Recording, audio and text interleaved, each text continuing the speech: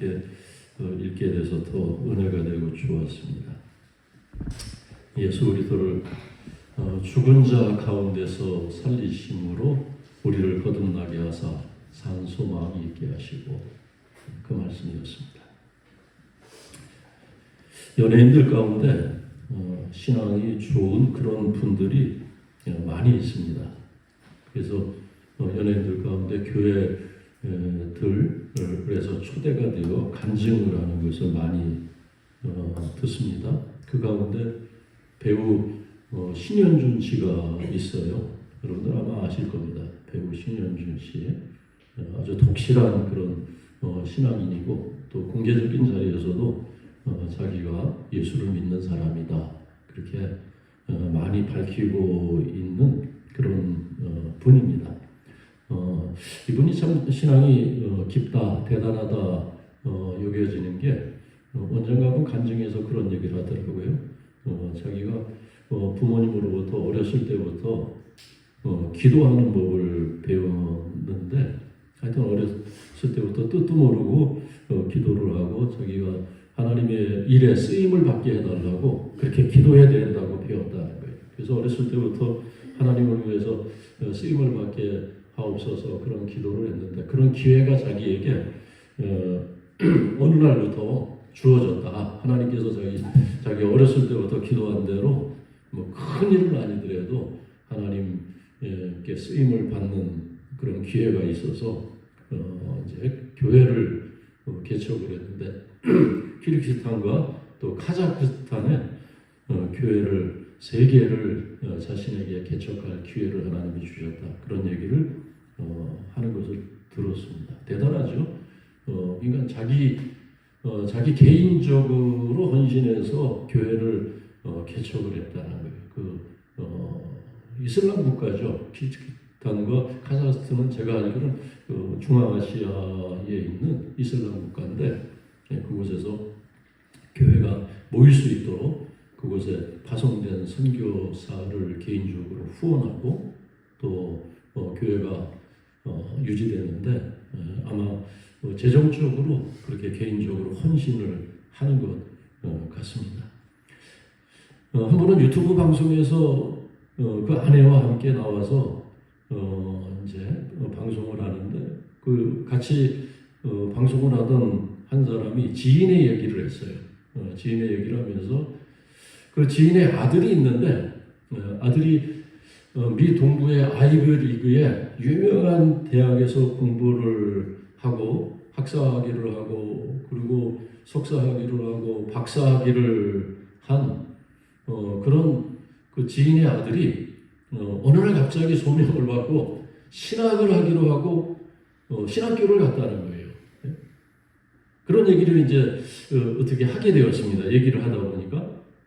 그러니까 갑자기 옆에 있었던 이 신현준 씨의 아내가, 그 신현준 씨 아내 김경민 씨, 대단한 미인이라고 하는데, 근데 뭐 하여튼 미인인 것 같아요.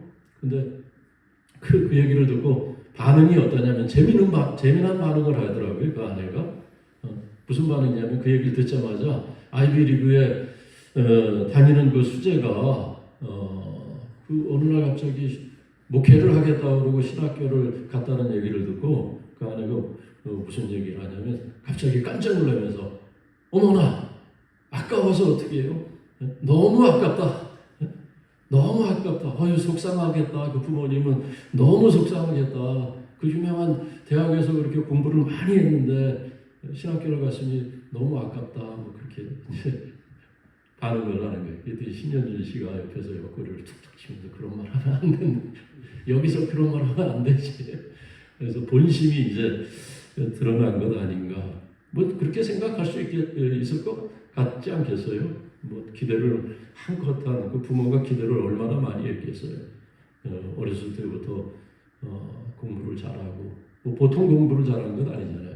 아이비리그 갈 정도면은, 아이비리그면은 미국에서도 뭐 10손가락 안에 들어가는 대학들인데, 거기 가서 그렇게 공부를 다 마친 그 자녀가 신학교 가겠다고 하니까 그 부모 입장에서 아마 아깝다 그런 생각을 했을 수 있습니다. 여러분 그렇지 않겠어요? 오늘 승환 형제 오랜만에 너무 반가운데 토요일날 결혼합니다.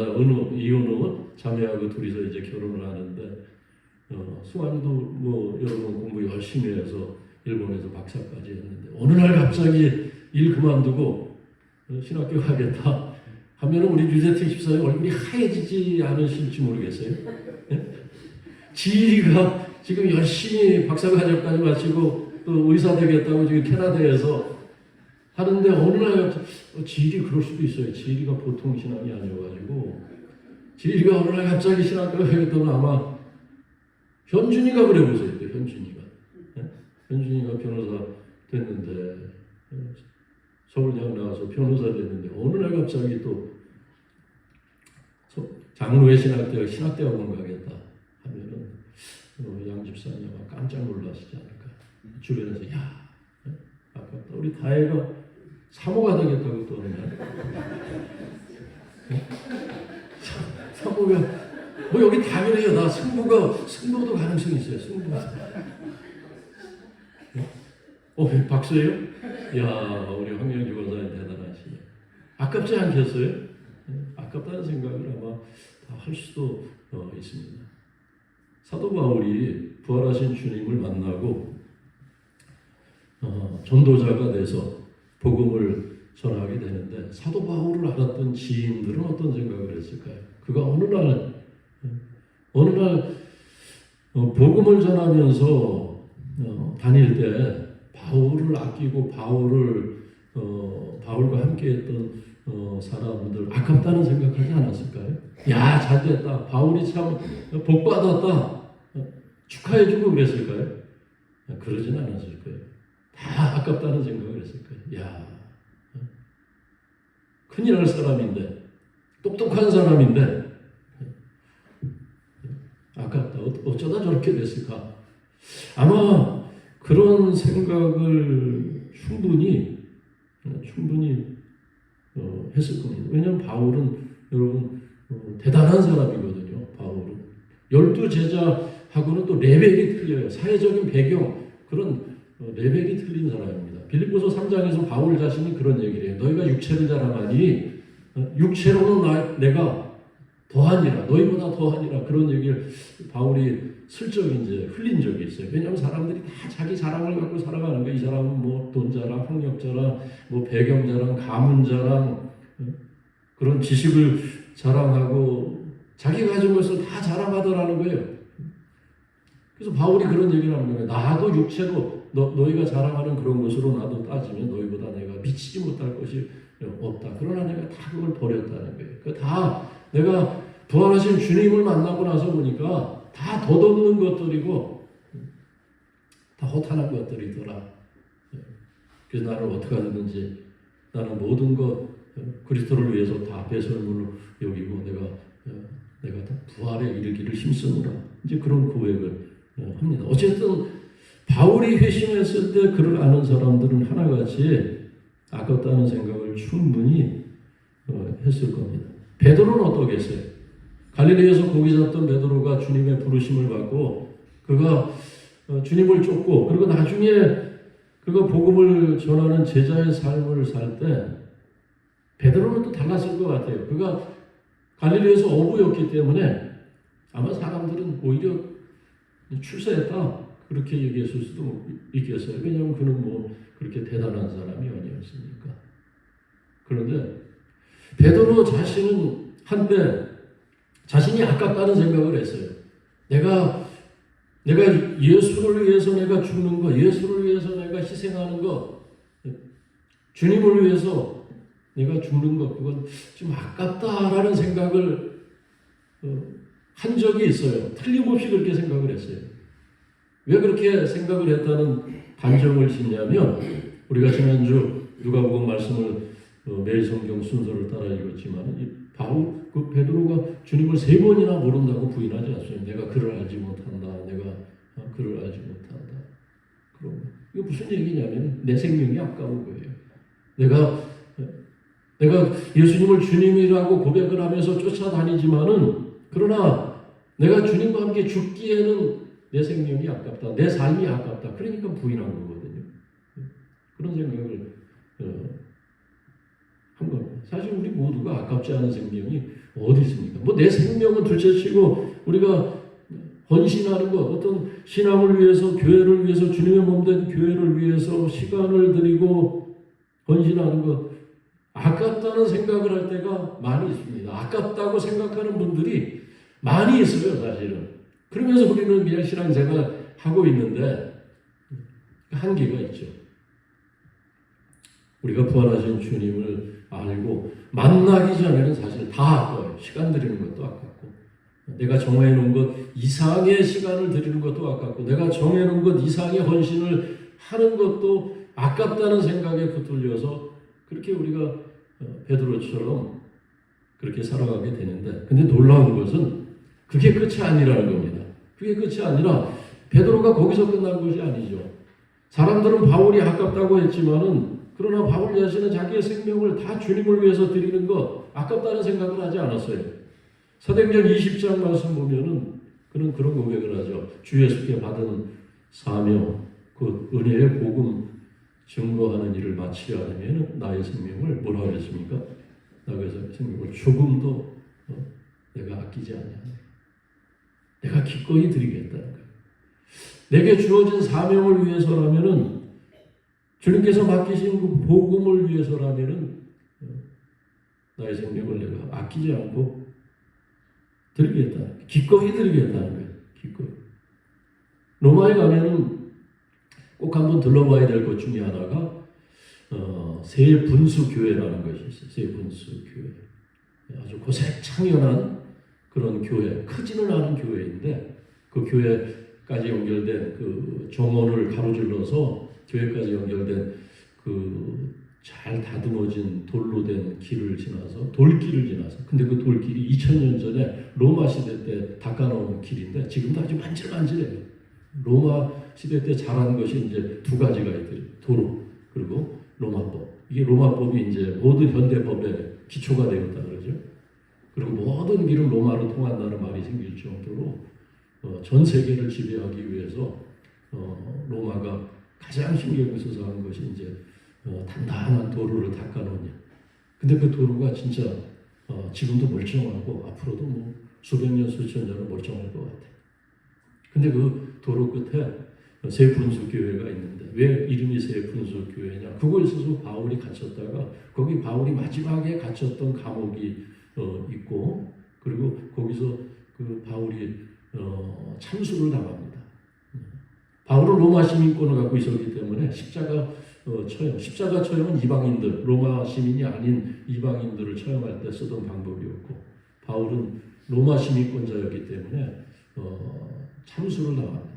그런데 바울이 그곳에서 참수를 당할 때 그의 목이 떨어져서 세 번을 이렇게 불렀다는 거예요. 돌 위에서 목을 쳐서 참수를 하는데 세 번이나 불렀는데, 그 세 번 부른 곳에서 샘물이 터져나왔다고 합니다. 나중에. 그래서 이제 세 분수 교회라는 이름으로 있는데, 그곳에 가면은 바울의 믿음과 바울의 흔적, 그의 피가 흐르고 있는 그 흔적을 볼 수 있는 것처럼 그렇게 바울의 그런 신앙을 우리가 엿볼 수 있게 됩니다. 베드로도 마찬가지입니다. 베드로도 기꺼이 주님을 위해서 목숨을 바쳤던 사도입니다. 베드로의 이야기가 구체적으로 잘 나온 그런 책이 있죠. 쿠어바티스라는 책. 쿠어바티스라는 책, 역사적인 고증을 갖고 쓴 소설인데, 이 책에 보면 베드로는 또 부활하신 주님을 전하다가 순교를 하는데, 그는 예루살렘 그 이스라엘 사람이었기 때문에 그는 십자가에 못 박히게 되는데, 그가 십자가에 못 박히게 될 때 내가 어떻게 주님과 똑같은 방법으로 내가 처형을 받겠냐고 하면서 거꾸로 처형을 당하는 그런 처형 방법을 그가 스스로 택해서 기꺼이 십자가에 거꾸로 못 박혀 주님의 부활을 증거하다가 순교를 한 그 장면들이 아주 감동적으로 그려져 있습니다. 베드로는 부활하신 주님을 만나고 나서 그가 담대하게 복음을 전하며 설교할 때 많은 사람들이 회심하고 많은 사람들이 하나님께 돌아오게 됩니다. 어떤 날은 3,000명까지도 회심하고 믿는 사람들이 더했다고 사도행전에 기록을 하고 있습니다. 그런데 그가 그렇게 복음을 전할 때 많은 사람들이 믿고 은혜를 받고 하나님께 돌아오게 되는데 그 설교의 핵심은 사도행전에 보면 그 설교가 자세하게 기록이 되어 있어요. 그런데 많은 양을 할애해서 기록을 하고 있는데 그 핵심은 딱 하나입니다. 예수 그리스도의 십자가 그리고 예수 그리스도의 부활. 너희가 십자가에 내어준 그 예수를 하나님이 다시 일으키사 주와 그리스도 되게 하셨다. 세상의 주가 되게 하셨고 우리의 그리스도가 되게 하셨다. 그러므로 너희가 예수를 믿으라는 거예요. 죽은 자 가운데서 다시 살아나신 예수를 믿고 너희가 구원을 받으라는 거예요. 이제는 그 예수를 믿으면 부활하신 예수를 믿으면 누구든지 구원을 받는다. 누구든지 너와 내 집이 구원을 얻게 될 것이다. 그것이 복음이에요. 바울이 전한 복음이고 베드로가 전한 복음이고 그 복음을 듣고 많은 사람들이 하나님께 돌아왔던 일을 사도행전에서 증언하고 있습니다. 세상에 아깝지 않은 생명이 없습니다. 다 남이 아깝다고 생각하지 않으면 내가 내 생명을 다 아깝다고 생각을 합니다. 그런데 성경을 보면 다 믿는 이들이 기꺼이 죽고 기꺼이 십자가 지고 기꺼이 순교하고 기꺼이 헌신했던 일들 성경에 기록되어 있고 그리고 또 성경에 기록됐을 뿐만 아니라 지금도 그러한 일들은 계속되고 있습니다. 오늘 베드로전서 1장 말씀을 우리가 읽었는데 다 이 부활에 대한 말씀이에요. 다 예수님의 부활. 우리가 어떻게 믿음을 갖게 됐나? 우리가 어떻게 거듭나게 됐나? 예수 그리스도께서 부활하셨기 때문에 가능한 일이라는 거예요. 오늘 말씀에 보면 예수 그리스도를 죽은 자 가운데서 부활하게 하심으로 말미암아 우리를 거듭나게 하사 산 소망이 있게 하신 하나님, 그 하나님을 찬송하자는 것. 우리가 거듭난 것, 우리가 구원을 받은 것, 우리에게 소망이 있다면 그 소망의 출처가 어디냐? 참된 소망이 무엇이냐? 산 소망이라는 것은 참된 소망을 말해요. 세상에서 우리가 바라는 많은 사람들이 바라는 그런 성공과 번영과 부귀영화와 출세가 아니라 그런 썩어질 없어질 것이 아니라 영원한 것, 그리스도께서 나타나실 때의 칭찬과 영광과 존귀를 얻는 것, 그것이 산소망이에요. 오늘 말씀 3절 7절 말씀을 보니까 그것이 산소망입니다. 그런데 그런 소망을 그런 소망이 어떻게 가능하느냐? 하나님이 예수 그리스도를 죽은 자 가운데서 살리심으로 우리가 그를 믿어서 우리가 다른 삶을 살게 되고 거듭나게 되고, 거듭났다는 것은 뭐냐면 우리가 다른 삶을 살게 되었다는 것을 말합니다. 우리가 새 사람이 되었다는 것을 말하고 있습니다. 21절 말씀 보니까 너희는 그를 죽은 자 가운데서 살리신 영광을 주신 하나님을 그리스도로 말미암아 믿는 자니, 우리가 믿는 주님은 어떤 주님입니까? 죽은 자 가운데서 살아나신 하나님이 그를 죽은 자 가운데서 살리셨다는 겁니다. 그걸 믿는 거예요. 우리 믿음이 무엇인가? 우리 믿음은 예수 그리스도가 죽은 자 가운데서 살아나셨다는 것을 믿는 믿음입니다. 그러므로 소망이, 우리의 믿음과 소망, 그를 죽은 자 가운데서 살리신 하나님께 있다는 거예요. 우리에게 소망이 있다는 것입니다. 소망이. 어떤 사람들이 성경을 읽으면서 성경에서 믿을 수 없는, 성경이 정말 진실인 것을, 사실인 것을 믿을 수 없는 이유만 찾아서 얘기하는 분들이 있어요. 야, 이걸 어떻게 믿느냐? 예수님께서 훌륭한 그런 선지자, 훌륭한 스승이었다는 것을 믿을 수 있는데 그가 어떻게 다시 살아난 것을 믿을 수 있겠느냐? 그런 얘기를 하면서 마치 그것이 합리적인 것처럼, 안 믿는 것이 합리적이고 안 믿는 것이 더 똑똑한 것처럼 그렇게 생각하는 분들이 많이 있어요.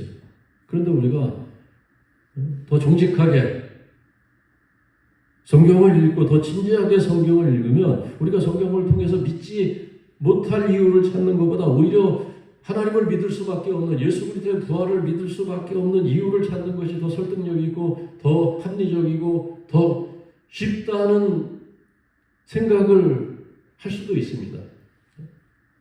그렇게 우리가 더 믿을 수 있는 이유를 충분히 성경에서 찾을 수가 있어요.